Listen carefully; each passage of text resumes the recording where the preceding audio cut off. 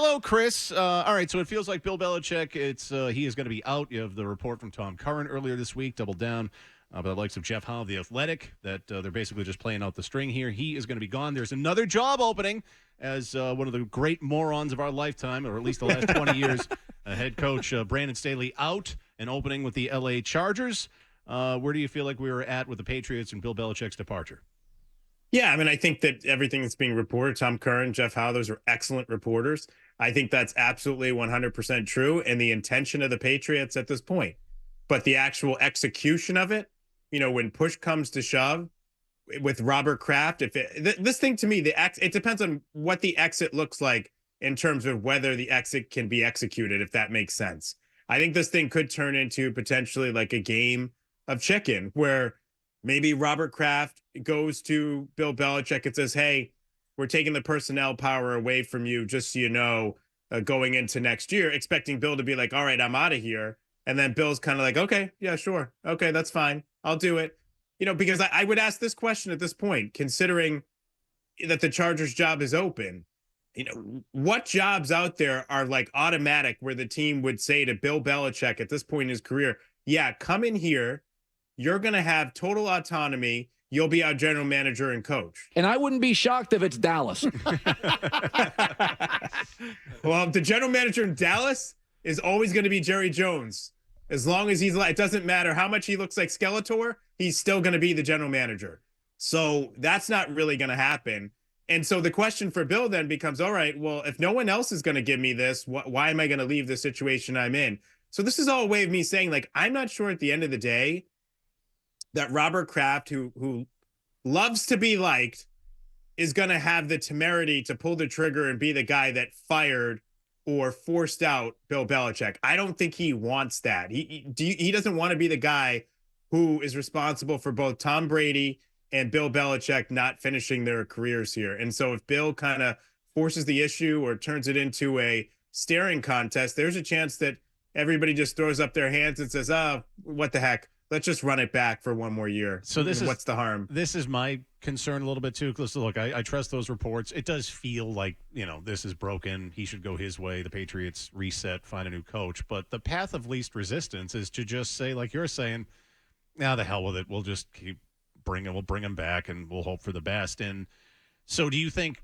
part of that, for that to happen, though, he would probably have to lose the personnel power? Do you think Belichick himself would be willing to do that just because, out of comfort? He likes working with his kids, something along those lines? Well, it's an interesting thing, Jim, because it goes back to what I said. So, okay, if I'm going to coach next year, where am I coaching where I have full personnel power?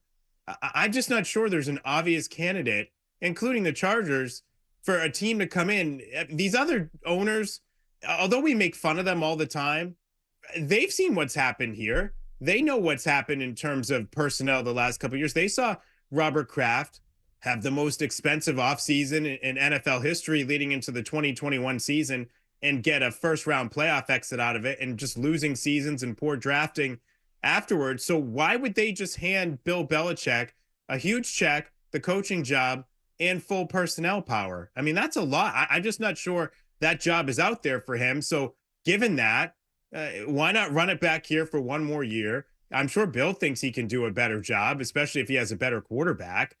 And at the end of the year, if you want to retire. If not, maybe you've rebuilt your brand and your value enough so that you ultimately get what you want, or you get that personnel power back. I think Bill going into the market at this point, he would sort of be going in selling low on himself. I think his brand is dinged a little bit. If he can come back and have a better year next year here without the personnel power, it just might behoove him to do that in the end, rather than starting over somewhere else without the full personnel power. And the way it would look to me for the Patriots would be, they're not saying like, Bill Belichick, you have no say in personnel.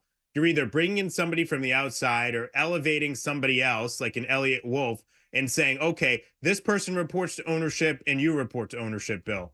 And that's sort of what the structure is. It's not Bill Belichick reporting to somebody else. It's just that there's somebody else in personnel who doesn't report to him. Chris, do you think teams would be reluctant to give him control over personnel because that's not the way it's done anymore, or because of his history here? I think because of his recent history here and also his age, he'll be 72 in April. The fact is, no NFL coach older than 68 has ever won a championship. And so when you look at those factors and what it's looked like, I don't think people in the league look at Bill Belichick and say, that guy can't coach anymore. You see how well the defense is playing. You see the fits that he can give teams. And, not to go down this road, because I hate when the Patriots do this with all the games that have been competitive.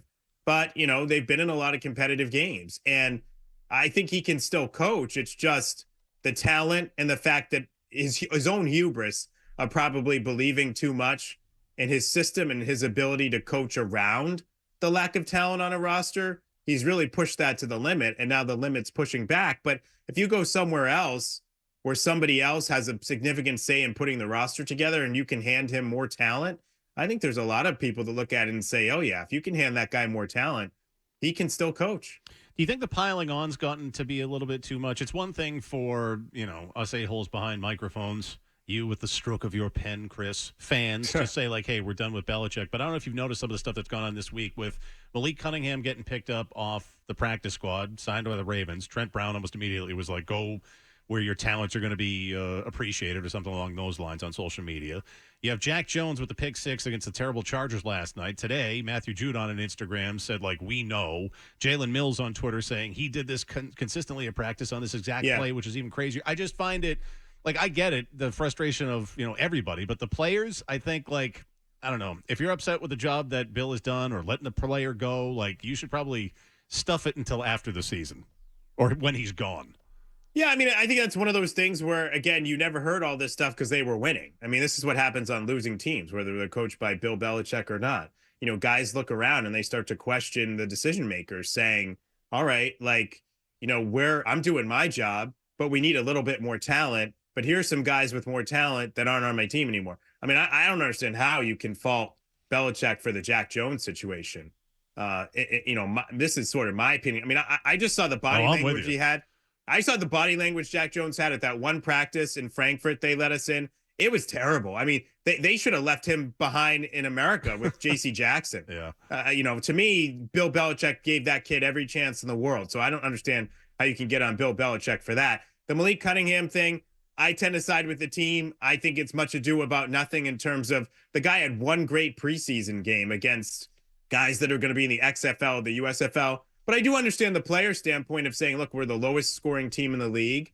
And we've seen Malik do some stuff in practice. What do we have to lose at this point? And you called him up 2 times. I mean, you couldn't put him in the game at wide receiver. I'm sure the defensive guys look over there and say, well, how could it be any worse than the wide receivers we have? Just real quick, too. So apparently just 50 minutes ago, Jalen Mills doubled down on this on Twitter and said, it's crazy what a coach showing a player that they believe in you can do for their confidence and performance. Like dude, step away from the social media until they fire him or he's gone or you get to the offseason. Go ahead, Mazz. Well, so, Chris, the other thing I'm going to say on Cunningham, don't you think it's a bad setup to have a guy who might be a lame duck make a roster decision on a guy who is at a position of need, independent of whether you personally believe in Cunningham or not? They have enough stiffs at the end of their roster to fill a freaking cruise ship. You're telling me they couldn't have cut one bum and kept Malik Cunningham? How does Bill Belichick get to make that call? No, it's a fair point. I will just say, consistently, it seemed like they looked at him as a wide receiver. Now, the Ravens, I think, will look at him more as a quarterback. So for whatever reason, that's kind of the way they looked at Malik Cunningham. Should they have looked at him more as a quarterback? You can make that argument, certainly given what they have at quarterback. Look, I'm no Belichick Bobo. I think people know that over the years of reading me. But I still believe, if he saw something in Malik Cunningham that said, this is the next Lamar Jackson, I think they would have found a way to put him out there. I just think people, and maybe even some of his teammates, are just sort of too caught up in what he did in the preseason. The fact that he's different from what they have. Different doesn't necessarily mean better. It just means different.